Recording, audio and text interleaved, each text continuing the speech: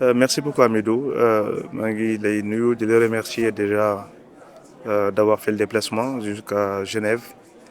di nuyu sénégalais yu ñuy seetaan di nuyu également délégation bi nga xam ne ñoo ànd ak man jógee ba Sénégal ñu mën ci ràññee acteurs yu bari d'abord le ministère en charge du numérique euh, la RTP à travers son directeur. Le Fonds de développement universel FD Sud, TDS, et d'autres entités privées. ñu ñëw ci sommet SMS yi d'abord ci ndigalu njiitu réew mi le président de la République son excellence Bassirou Diomaye Diakhar Faye ñu ñëw pour teewal ko ci sommet bi. Également nous en tant que ministère en charge du numérique au Sénégal mu nekk sommet SMS yi muy. Sommet bi nga xam ne mooy regrouper la société de l'information ci ren ak l'année dernière ñu couplé ko ak beneen initiative bu ñu tuddee AI for Good mooy li nga xam ne ñëpp luy yëngatu ci wàllum intelligence artificielle ñu gis ne technologie boo xam ne bu am aujourd'hui bu ne mu taxawaay bu mu am ak problématique yu muy régler ñu ñëw fi d'abord pour déjà porter la voix du Sénégal. D'abord sur des aspects liés à la connectivité à travers notre stratégie bi nga xam ne lancé nañ ko mu tudd le New Deal technologique te New Deal technologique ku ko xam ne banqaasam yu gën a rëy c'est li ñuy tuddee assurer une connectivité universelle. Gis nañu disparité yi am ci wàllum internet ba président sax wax ne lu ñu war a constitutionnaliser la. Et loolu bokkoon na ci ponc yi gën a am solo yi nga xam ne waxtaan nañ ko est-ce que pour lesquels Sénégal ambitionne vraiment d'assurer la connectivité universelle c'est-à-dire que fépp bàcc ci Sénégal boo xam ne amul connexion ñu mën a am connexion ba pare am ko ci njëg bu yomb. SMS yi nag ci année bi ci ren dafa am un alignement entre stratégie New Deal bi nga xam ne lancé nañ ko ak les ambitions yi nga xam ne SMS yi am na ko. D'ailleurs il y a même un fonds boo xam ne créé nañ ko fonds boo xam ne dafay dimbali dëkk yi nga xam ne amuñu une connectivité universelle bokkoon na ci plaidoyer yi nga xam ne porté naa ko léegi devant une cinquantaine de ministres ñi nga xam ne ñoo chargé yor en charge le numérique muy ci Afrique muy ci Amérique muy ci un peu partout dans le monde pour dire que quatrième révolution bi dafa nekk révolution boo xam ne waruñu ba am ay disparités comme niñ ko xamee Sénégal am na écosystème dynamique dans les technologies de l'information. Sénégal am na ay ndaw mu nekk ressource bi nga xam ne mooy ressource bi gën a précieuse ci ñun. Maintenant dafa am beneen volet boo xam ne amuñu ci doole muy les investissements sur des infrastructures lourdes nga xam nañ ne investissement yu cher lay laaj. Et mon discours tout à l'heure a été de dire au SMSI bu fekkee ne dañuy wax équité numérique bu fekkee ne dañuy wax ne dañu bëgg a dindi fracture numérique il faut que dëkk yi nga xam ne yu ci mel ne Afrique nga xam ne le taux de connectivité aujourd'hui dépassé wul 50% par rapport à d'autres pays yi nga xam ne ñoom ils avoisinent les 100%. Je pense que la réflexion devrait se mener à ce niveau pour que investissement yi nga xam ne dañ koy jagleel pour la connectivité d'abord Afrique mën ci am une part belle pour que loolu mu mën a nekk une réalité.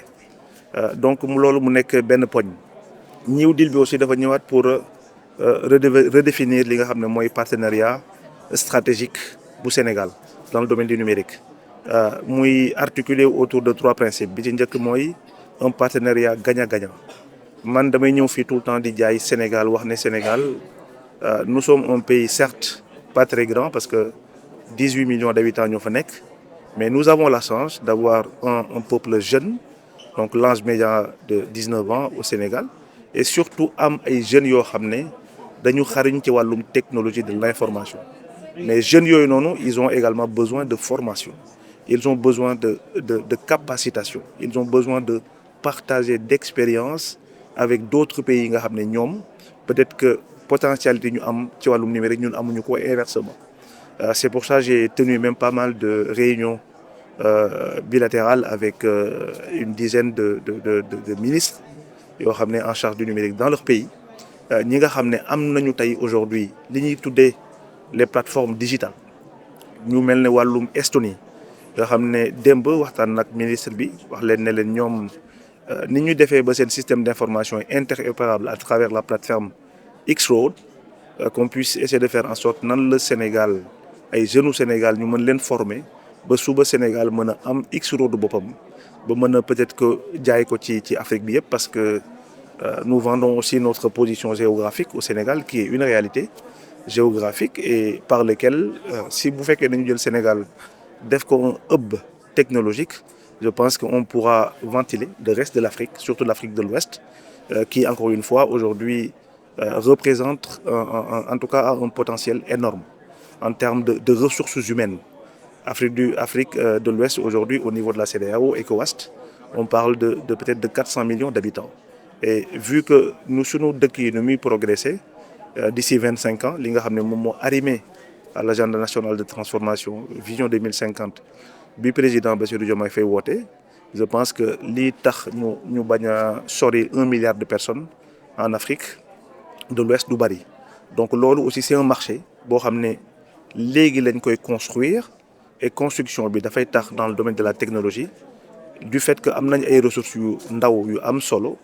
ñu mën a am des infrastructures de base telles que des data centers en IA il faut aussi ñu am des supercalculateurs puissants parce que ñi ngi wax IA mais IA mënoo ko def te amoo aujourd'hui ce qu'on appelle des calculs de puissance au fait ci li ñuy wax supercalculateur et loolu encore une fois investissement yu bari lay laaj et loolu bokk na ci li nga xam ne aussi en termes de partenariat bokk nañ ko jaay wax nañ également Sénégal am na potentialité parce que génnuñu rek di wax ne dañun suñu ay ndaw dañu amul lii et cetera il faut aussi atout yi nga xam ne am nañ ko encore une fois mooy une population très jeune nga xam ne am nañu xarante ci loolu am nañ aussi un écosystème dynamique aujourd'hui Sénégal mi ngi nekk di def des hubs d'innovation un peu partout à travers le New Deal technologique Diamniadio ci la bokk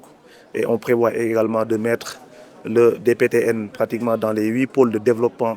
yi nga xam ne théorisé nañ ko dans l'agenda national de transformation qui va permettre à ñi nga xam ne am nañ technologie ñu ñëw Sénégal qu'on puisse mettre en place des cadres de réflexion yoo xam ne day nekk partenariat boo xam ne bu gagnant-gagnant la donc muy ay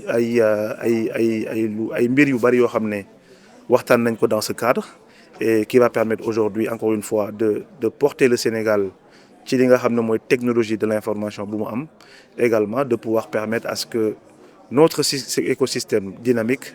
que ñu mën leen def des plaidoyers ñu mën leen am li nga xam ne mooy des infrastructures yoo xam ne ñoom dinañ ci mën a liggéey vraiment pour que le développement du numérique en tout cas au Sénégal puisse être une réalité et qu'on puisse se hisser en tout cas aux pays les plus développés dans ce domaine parce que li nga xam ne moo gën a rare ci loolu mooy les ressources compétentes nous les avons yàlla def na ne am nañ ko donc li ci des rek mooy encore une fois ces capacitations mais également des infrastructures yoo xam ne yu robuste la qui va nous permettre demain inchallah de lépp li nga xam ne cette société de digitalité bi nga xam ne jaay nañ ko dans le New Deal que ce soit une réalité inchallah avant 2050. sama dernier mot rek mooy wax ne comme ni ñu ko théoriser dans le New Deal technologique muy un projet ambitieux muy un projet boo xam ne waxuma la sax Sénégal même fii à l'international tout le monde parle de New Deal je pense que yow sax peut-être témoin nga ci c'est-à-dire que les gens y croient à ce projet-là et que aujourd'hui le Sénégal capacitation yu nga xam ne am nañu ko en termes de ressources c'est un atout considérable maintenant li des mooy ñu dem chercher encore une fois li nga xam ne moom la ñu manqué en termes de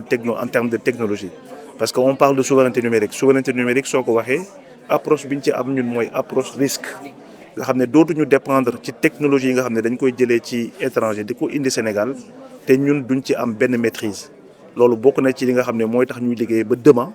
c'est un chantier nag boo xam ne bu énorme la pour Sénégalais yi xam ko surtout ñi nga xam ne dañuy yëngul ci wàllu yi nga xam ne c'est des experts là-dessus ñëpp kuñ ci approché dinañ la wax les briques que nous sommes en train de poser pour vraiment qu'il y ait une cohérence entre li nga xam ne moom la ñu tuddee une souveraineté numérique parce que fossé bi c'est énorme et fi ñu jëlee technologie Sénégal déjà il y avait pas de cohérence chacun se mettait à mettre ses projets les systèmes d'information au niveau du Sénégal ne sont pas interopérables et ça c'est des choses yoo xam ne ni nga ko nekk di def vraiment pour bâtir en tout cas cet écosystème numérique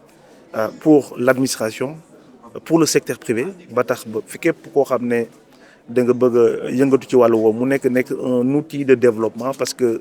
ñun am nañ yàqin ne li nga xam ne mooy développer Sénégal